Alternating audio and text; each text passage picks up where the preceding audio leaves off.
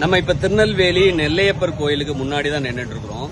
இந்த ரத வீதியை சுத்தி ஒரு 500க்கும் மேற்பட்ட கடைகள் இருக்குது. இங்க இன்னே வர டெய்லி சாக்கடை அடைப்பதும் அது பொதுமக்கள் அது கடைக்காரனை சுத்தம் பண்ணதும் தான் நிலை இருக்குது.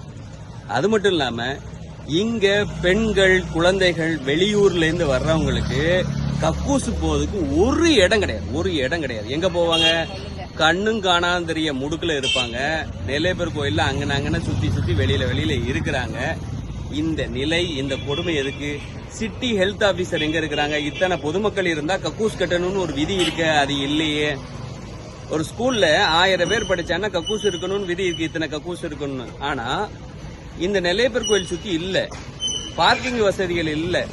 கோயில் இடங்கள் கடைகள் வாடகைக்கு விட்டப்பட்டதுனால பார்க்கிங் வசதிகள் இல்லை. அங்க பார்வதி தேட்டர், அதாவது முன்னாக்குட்டி அந்த ஆர்ச் பக்கத்துல பார்க்கிங் இருக்காத, துட்டு இல்லாம ஆக்குங்க. அப்படின்னா நாங்க நிப்பாட்டுவோம். அந்த 20 ரூபா 10 ரூபா இல்லைன்னு அங்கங்க நிப்பாட்டி போக்குவரத்து இருப்பான். நெல்லையப்பர் பக்தர்கள், நாங்க நெல்லையப்பர்கள்னு ஒவ்வொரு அரசியல்வாதிகளும் சொல்லிக்கிறீங்களே, நான் உங்களை கேட்கிறேன், இந்த கோயிலை சுத்தி எத்தனை கக்கூஸ் ஏற்பாடுகளை நீங்கள் செய்திருக்கிறீர்கள்?